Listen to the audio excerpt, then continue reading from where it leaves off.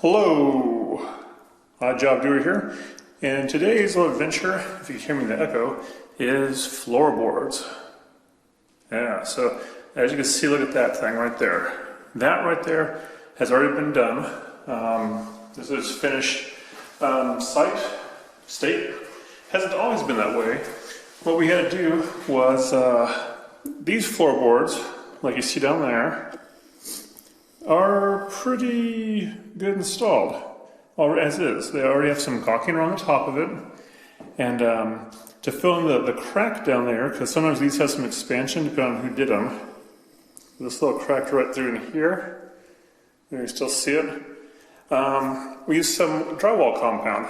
Fill it in there, let it dry, sand it off, and prime over it, and then you can paint over it. So we finished these in a high gloss for the floorboards. That will help keep smudges off. You can wipe them off easier. Hopefully, it won't scratch as easy, but it might chip. And so the school of thought here is on these floorboards, we came by and we sanded. We left them on the wall and we sanded them down a little bit, and then we washed them clean and let them dry, and then we just painted a couple coats, or actually one coat of the enameled ultra bright paint on there. And so next what I'll show you is a floorboard area that we're actually changing out the boards and what could be involved with that kind of job. Alright, so we're back. We have these floorboards here. You see the dark green. And actually, you kind of go good with the yellow paint, but the motif they're looking for here is to have all white floorboards throughout the house. So, a few tools for this right here I'm going to use is this, we got a little putty knife scraper here. Yeah, a little flat thing down there, and then we got a little pry bar for nails, you see. And so the school of thought here is that you would approach the wall, and basically these haven't been finished on top, so you can kind of fit this in behind it and give it a little push. See, not bad. But if you can't get it in there, if it's too tight, maybe use a scraper first, like so. And then what I like to do is actually put the scraper in and put this behind it to kind of protect the wall a little bit as you're pushing, or pulling that case.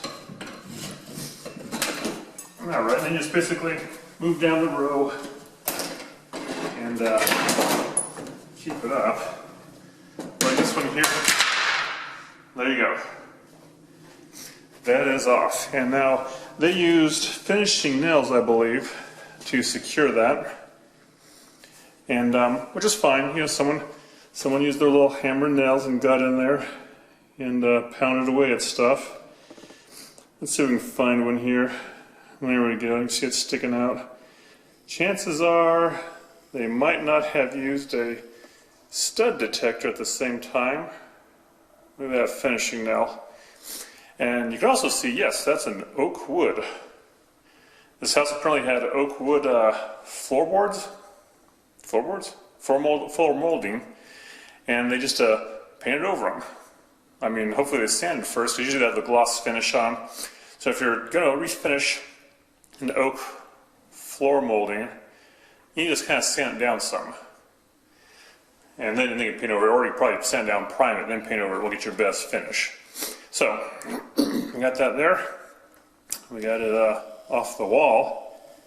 And next thing we'll do is basically just take a measuring tool, measuring tape per se, and we will stick it over in that corner over there and bring it all the way over to this part down here, right down there, and measure that out to know what to cut for. Okay, also I can say is that if you have some molding that's down there, and if it does have the caulking on top of it already sealed, and you're going to change out the molding if it's damaged, or you just don't like the style, you can take your knife, utility knife, and go across it. Or what I like to do is I take a flat scraper knife, or something like this here, and just go behind it, and you kind of, scrape off the wall. You might take a little hammer, give a little tap as you go across the top of your molding. And that will help clear off the residue from the wall. And also what I can do is, now that that's gone, I will, well, I already went to the wall, you probably don't notice it now, but there was the nail still on the wall, back over there, down there. And so I pulled that out, and so now the wall should be smooth and no protruding nails and stuff. So I took a measurement. We got 116 and about 3/8. And so what we're going to do now is we have the new floor molding already laid out here. Would you look at that right there? It's this right here. Whoa, alien. So we've got this new stuff here laid out, and these come in different lengths from I think 10 foot, 12 foot. This here goes up to 16 foot. See how long that goes? And so what we've done is we've got the tape measure down there at the 116 and 3/8 mark. And so we'll go down there and mark it.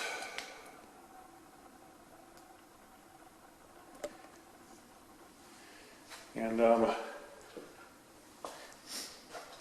like I said, floor moldings, kind of different styles, different sizes.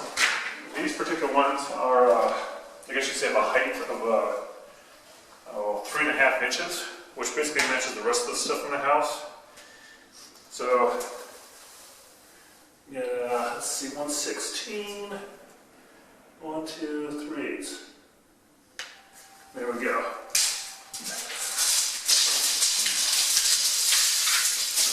Here. And next we'll talk sign. So the best thing to do with this deal here now is that we've got it marked, is to go ahead and use a chop saw, a miter saw, something to that effect, and cut a straight line on that. So I'll be back with the saw in a minute. Or a second. Alright, so look at the teeth on that one. So what we got here is a fine cut saw, 200 teeth around the blade, I believe. And what we're going to do with that is to cut fine cuts in this floor molding. Now you can see there where the blade goes through the base of it. That's where you can kind of gauge up to make sure you're cutting what you need off and where you need it. And you got this backstop part here where you put your work that you're cutting up against it. Now some floor moldings like the one we have today have a thicker part at the base and it's thinner at the top. So I'll put that thick part at the base way down here, right down right there, that backstop. And then I'll draw a better line probably and be able to get that cut. I'll set this all up outside, let the dust of it, because there's dust, there's loud noise from the saw. You don't need this kind of saw. You can use a miter box saw or some other kind of mitering tool, but I just want this to do the angle cuts better later on, and also to do the cuts just stripping down. Now before doing this, I'll don my this right here. You can see it, face protection.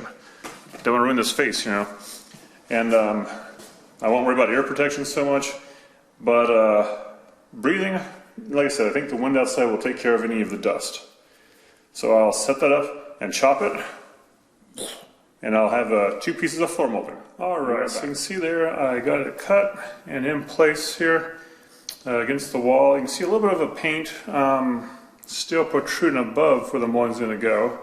I'm just actually sizing it up right now, and it looks pretty fine. Right, and then you get down to a corner. Yeah. Whoa, get back to that corner. How's that look there?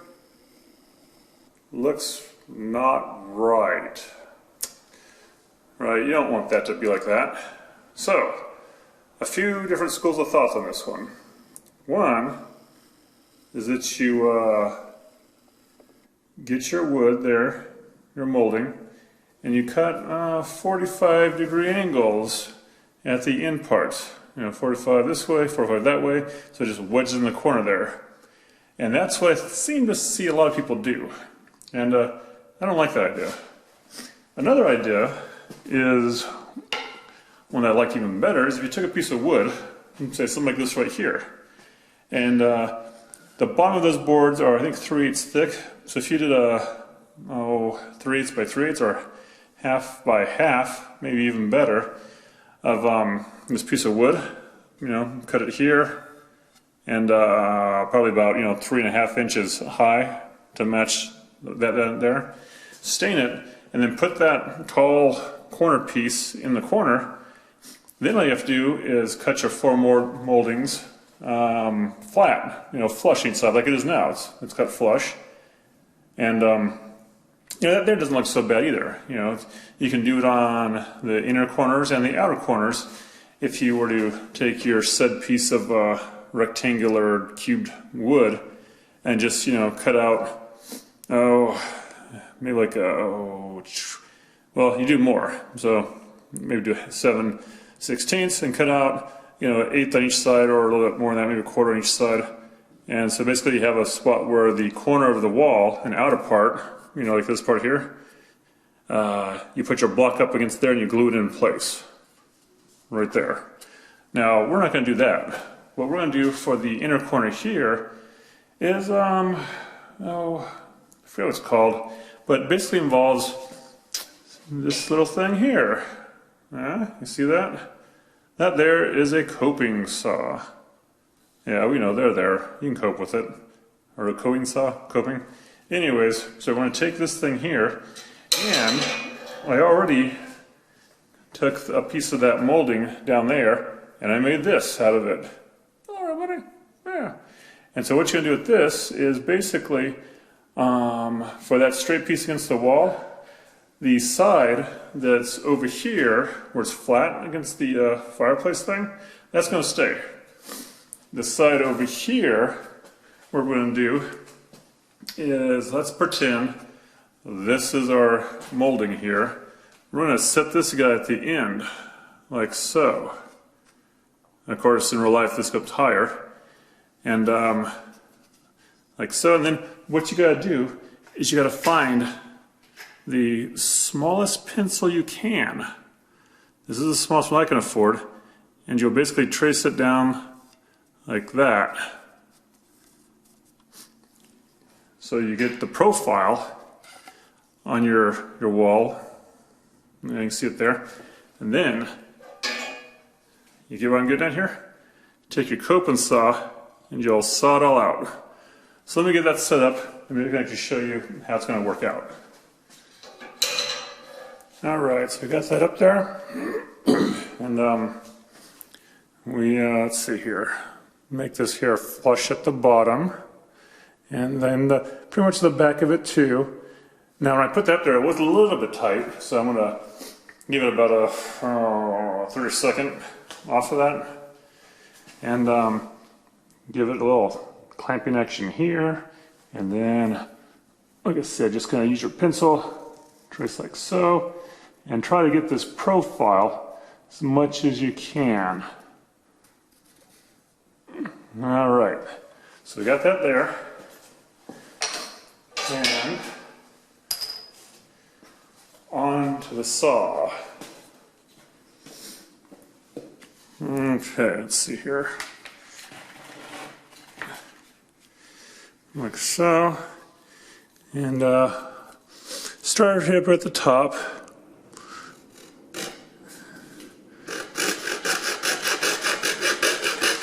And some of this action here.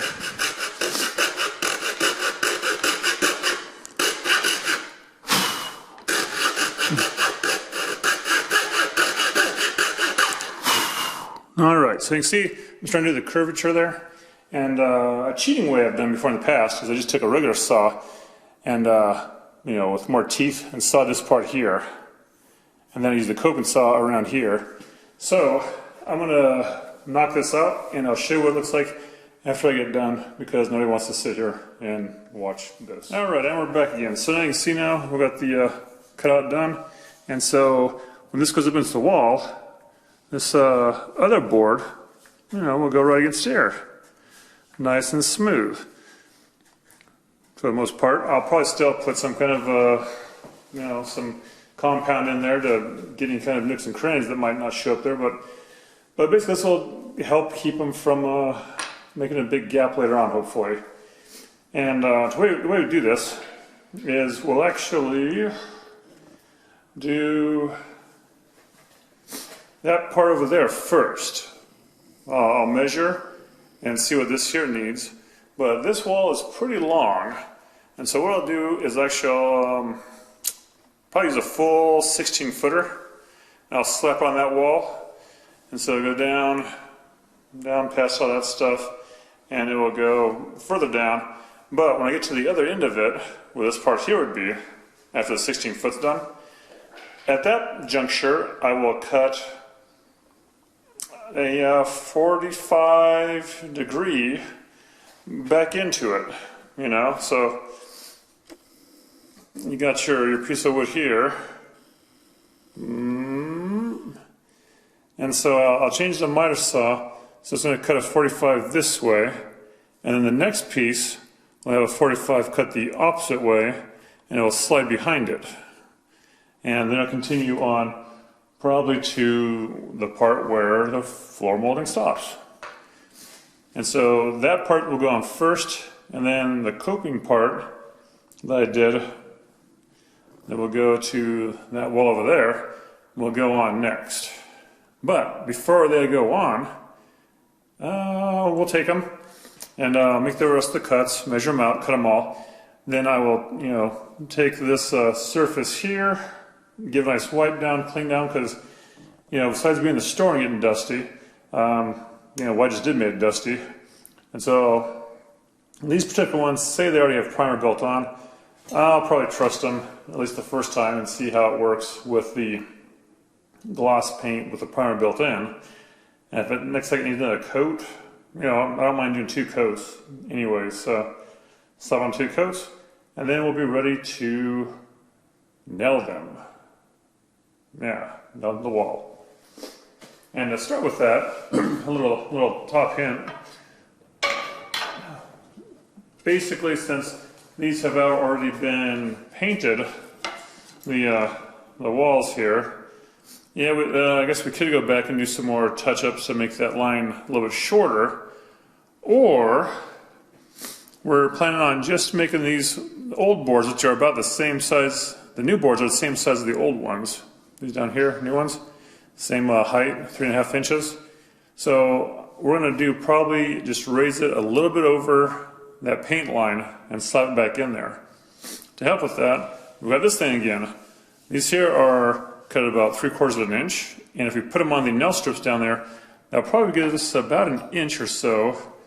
And if it's over the paint line down there, then we're good to go. Because when we're doing carpet flooring here, which we will be doing carpet, we wanted to get these boards painted, everything done, this wants to be done here. Then slap the boards up on the wall, caulk the tops of them, and then bring in your carpet crew or do your own carpet, and hopefully they will know not to mess up your boards because they'll see them all shiny and new. And you should be there watching them, make sure they don't cut the boards up or ruin them. But they will basically tuck the carpet, down under the board, above the tack strip underneath these boards here. And I believe this floor is getting a thicker padding and, a good sized carpet. So it's like this, no, it's more like this much. I don't know. It should be enough to where it goes in there and it should look great. Now, another flooring that we're doing these boards for is going to be different. It's a flat vinyl flooring. Haven't got that video done yet, but haven't worked on it yet. And when you do wood floors or flat vinyl type of floors where you don't have the nail strips anymore, you strip those away. What you want to do then is you put your floor down first, then you come back and you do your floor moldings on top of it. All right, and that's one of the key differences there. And so, like I said, we'll get the rest of these cut, and then we'll get them painted, since it's easier to paint up on sawhorses than it is down on the floor. And after that, then we'll get to the nailing part.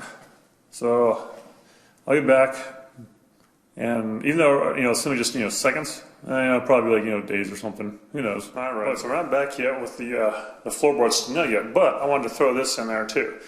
You can see down there, giant finger. You can see right there's some kind of like gunk carpet or whatever, maybe it's an old dead critter. So, because I'm a professional, after you have the floor molding's gone and all the carpet's gone, you just have that kind of crud down there. Yeah, I'm gonna take the super shop vac 5000.5 and suck up all the stuff around the perimeter. Keep it a nice clean area to do stuff with, and keep the nasties out of there and stuff. So I'll be vacuuming that, cutting boards, painting, and I'll be back in a second. Okay, so I just wanted to add this part in here. So we got them all cut, and now we're gonna get some paint here and slap it on. And here's the 45-degree angle I'm talking about. It kind of comes in like that, you see. And I'm gonna do a little bit of paint over it, even though I guess you could prime it first, but really this part here is gonna be overlapped by the other part, which is it's like down yonder that way. So I'm going to put some paint on it here. Paint these boards, let them dry, and I don't know, see if they need a second coat or not. And then we can apply them to the wall. Yeah. So paint away. Alright, so now you can see that we got the floor molding painted, nicely done. And we have it up on those support blocks there. It's going to give it a raise of about an inch. And now what we're going to do is we got something, we got to run down there, support blocks. There should be another one down here, another support block there. And so we want to make sure it's kind of level, or nicely leveled. And sometimes the floor might not be level, but you can always have this leveled. So this is pretty much leveled. And what we'll do now is we'll talk about some hardware here. So what we're going to use to save time and to make it look kind of neat is actually a pneumatic nail gun, or brad nailer. Here's what one looks like. Kind of like this right here. You have your safety part, which, when this is pressed down, then the trigger can be pulled and actually fire something, otherwise it won't fire. And you have your magazine right here, where you load in your brad nails. This pipe here is like a little air diverter. When you hit the trigger, it goes bap. This here might kick out some air, probably will. So you can change this around in different positions to avoid hitting your face and whatnot. And of course this is where the air goes, so compressed air. This particular model, I also put a couple of drops of oil in to keep it nice and oiled, and compressor oil for the tools. And this particular brad nailer wants a compression air of, I think it says 70 to 120. So depending on what model you have, it could be we're in that group to try it out. So I'll give it a connection here, hand off the trigger, and get this part down here. There, see, nothing, good. And now we'll get down in that corner, and I'll start by offsetting the corner just a little bit from the wall, probably about a 1/16 or so, maybe an 1/8 even. And we'll go from there. We'll do 2 actually on the thick part down there. Get it zoomed in here better. There we go. And so we'll do 2. One more at the base down here, then one a little bit higher, because there should be a stud up in that area. And that's might be a little bit loud, so we'll see. Also, before you crank it off, get some eye protection, face protection. You can't see it there, but you know, you've seen it before. I'm gonna put that thing down and let this thing rip here. Let's see here. Against the wall. Oops, too much space. There. Hold against the wall, put it there. 1, 2. All right. So, hope I didn't blow out your speakers on that, but you might also add ear protection if you think you need that. It's pretty loud. It's was it 90 decibels maybe is rated at, but it's not constant noise, so it's just to blow out your ears every once in a while. And so I'll probably don the earplugs and start at it. And the way I do it is I'll do probably 12, no, 15 inches, so 18 inches. I'm sure it's somewhere in a book you can read about it. But I'll be hitting the bottom of the baseboard, probably about zoom back here. So at the bottom here, down at the bottom, that's about ½ inch up.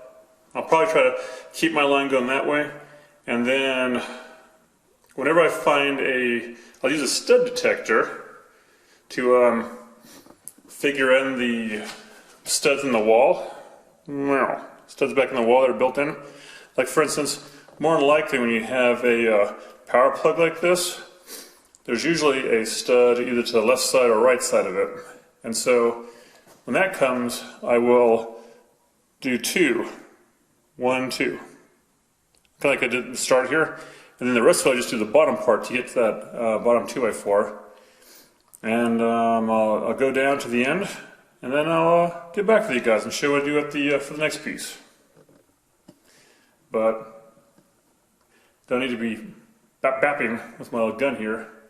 So let's get down to the end and see what happens. All right, so now you can see here what we've gotten to was where the long piece ran out of steam, so to say, and we have another short piece to finish this rung, and we cut the 245s that are down in here. So this piece here 45 this way, that piece there 45 going back toward the wall, and we line them up fairly good. This is just a slight crack there, and what I'll do now is I will nail it. Even if there's not a stud behind it, I'll nail it kind of at the bottom and a little bit above it. And there's probably not a stud because I can see right next to it there, you can see the 2 nails. That means that there was a stud behind that area. And I was able to nail it in there. So I will do that nailing there, top and bottom, and continue on down the road here till we get to the other end. So way down there where it transitions to a tile floor, where it's going to sit just on top of that tile flooring, and you can see the new floor molding butts up to the door molding. And now if you're doing this sort of thing, floor moldings, and if you have door moldings to do too, you want to do your door moldings first, usually, and then your floor moldings. So door molding here first, and floor molding here. The door molding, all it's going to get is probably another sand down and paint white to match the rest of this. So I'll do more nailing and fix the joint back over here, and get back after I get this nailed in. Alright, so then we got it nailed in place, and what we'll go back through now is do some drywall compound to cover up the holes from the nail gun, and we'll spread some along the seam there, the seam right there, and if you come up short, or well, if you come up too far, you have to cut down, but if you come up short, at the part where it goes close to like the door or something like that. You can put some compound in there too. And actually some 5-minute quick set compound, and let it set up, and then you can sand it down to the form that you need, and then do a little primer over it, and then it's ready to paint. So bring it back down this way here, and we'll go to the other side, back down here. Jump. Alright, so down here we got it set up again. Right down there. So we zoom in here to the corner there, and you can see it's it's going to line a little bit better when I actually give a little lift and tuck there. But you can see the one part is all the way in the back corner, and this part here is butted up against it. And so that should not make a big gap if it expands and contracts. Should make a big gap there. So where we could focus at. So come back here, and this one here we already have same thing. We got set up ready to go with the boards underneath it there. It butts up down here towards this fireplace. So same thing. I'll just start down here at this junction and look for the studs with the stud detector in the wall, and do. I think I've been doing about, I don't know, a foot, 18 inches across the bottom, 16 inches maybe across the bottom in the wood bottom plate, and then studs are maybe every 24 inch, maybe 16, I don't know. I haven't paid attention. All I do is I do the stud detector to find out. And quite possibly you'll be, one here next to that one, maybe one next to that one. Actually, down doesn't have one, but then down here that shall have one next to it usually. And then, yeah, and then just move more at the end. So do some more nailing, and we get to the next one. Alright, to finish this up here, mix together some of the wall compound and do a nice little paste stuff, and get yourself a little putty knife thing here, plastic. Just a little bit, and then aim for the nail head holes. Right, just kind of scrape it on there.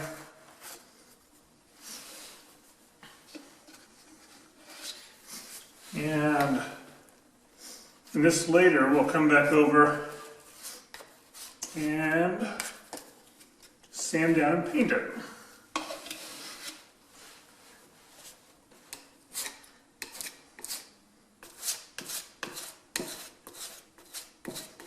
Right, so there's that there to finish up the whole part.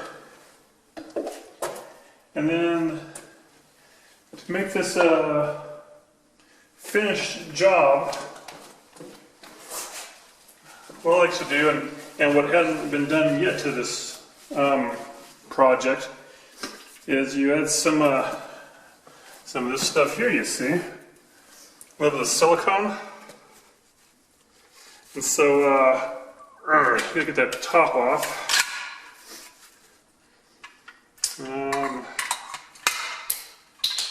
There we go.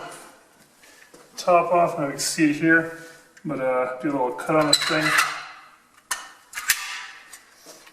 Yeah, we got about 1/8 of an inch. And then make sure that's going to come in here.